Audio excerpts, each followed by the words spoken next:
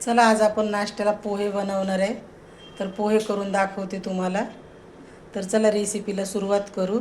आणि तुम्ही जर माझ्या चॅनलवर नवीन असाल तर सबस्क्राईब करा, लाईक करा आणि कमेंट पण करा. नमस्कार मंडळी. तर बघा इथे मी हे पोहे घेतलेत आणि हे पोहे चांगले असे चाळून घेतलेत आधी. याच्यात काही बारीक कण बिन असतील ना तर ते सगळे निघून जातं कचरं खालचं.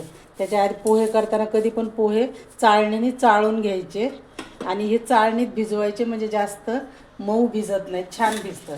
तर असं पाणी टाकून याला धुवून घ्यायचं स्वच्छ.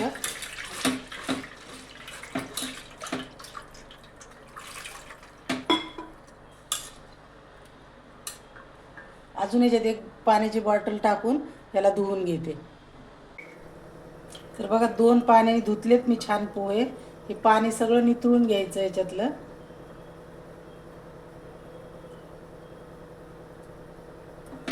आता याला 5 मिनटं असेच भिजू द्यायचे. इथे कांदा घेतलाय मी. हा कांदा बारीक चिरून घ्यायचा.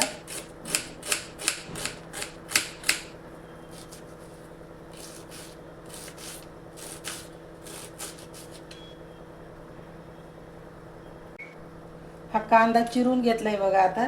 आणि मिरची ही अशी मधून चिरायची.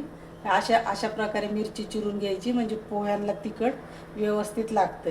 तर मी इथं 2 फिक्क्या मिरच्या घेतल्यात आणि 2 तिखट घेतल्यात. तर मिरच्या तुम्ही तिखट कमी जास्त तुमच्या आवडीप्रमाणे करू शकता. कढई तापायला ठेवली. आता याच्यात तेल घालून घेते. तेल तुमच्या आवडीप्रमाणे कमी जास्त तुम्ही करू शकता. तर हे तेल तापलेलं आहे. याच्यात थोडेसे शेंगदाणे टाकलेत.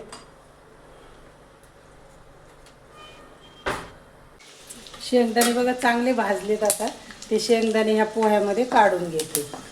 तडतड वाजलेत म्हणजे आपले शेंगदाणे छान कुरकुरीत झालेत मस्त. त्याला काढून घेऊ.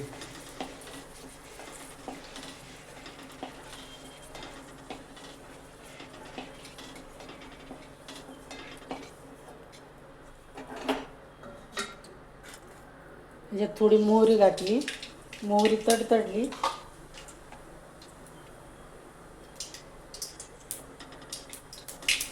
कढीपत्ता टाकला. हिरवी मिरची टाकली आणि जिरं टाकले. जिरं याच्यासाठी शेवट टाकलं की तेल जास्त तापलेलं होतं म्हणून. त्याला चांगलं मिनिटभर मिरची आधी भाजून घ्यायची चांगली.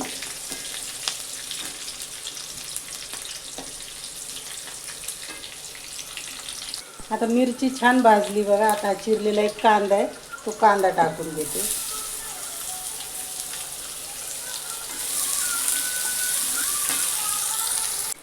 तर बघा हे चाळणीत भिजवल्यामुळे पोहे एवढे मस्त सुटसुटीत झालेत. जास्त पाणी नाही होत, काही नाही. आणि जास्त असे गिदगा नाहीत होत, मस्त छान भिजतात. आता ह्याच्यातच मी कोथिंबीर टाकणार आहे आणि चवीपुरतं मीठ. आणि ह्याला छान मिक्स करून घ्यायचं खाली.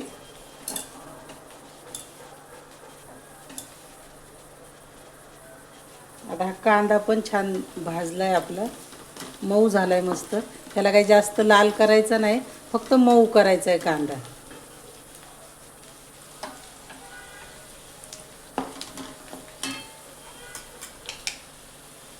हळद थोडीशी टाकते. हळद जास्त नाही वापरायची पोह्याला.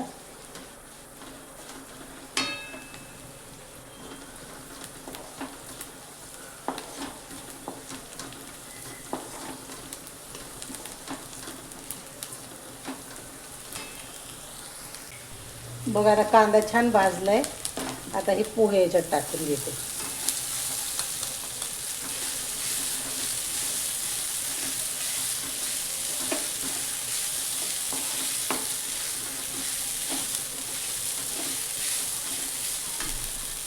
लिंबू घेतलंय थोडंसं, ते लिंबाचा रस टाकते. लिंबाच्या रसाने कसं पोहे खायला चवीला खूप छान लागतात.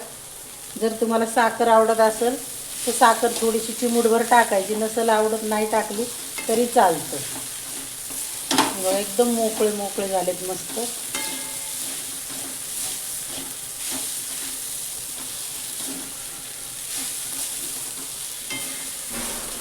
त्याला मिनिटभर झाकून ठेवते. तर बघा झालं आहे मिनिटभर आणि खाली अजिबात चिटकले नाही किंवा काही नाही, एकदम असे सुटसुटीत झालेत मस्त. आता गॅस बंद करून घेते.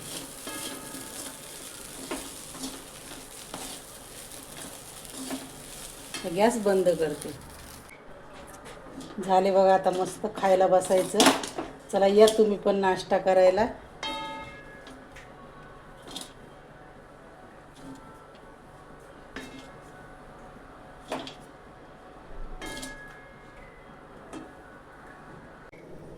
प्लेटमध्ये घेतली तर बघा काढून. आता ह्याच्यावर थोडीशी कोथिंबीर टाकते वरून, थोडीशी टाकली.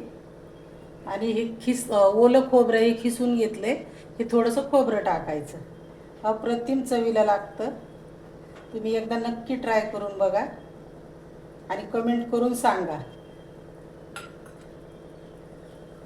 तर बघा ही माझी रेसिपी कशी वाटली नक्की कमेंट करून सांगा आणि आवडल्यास लाईक शेअर सबस्क्राईब नक्की करा. धन्यवाद.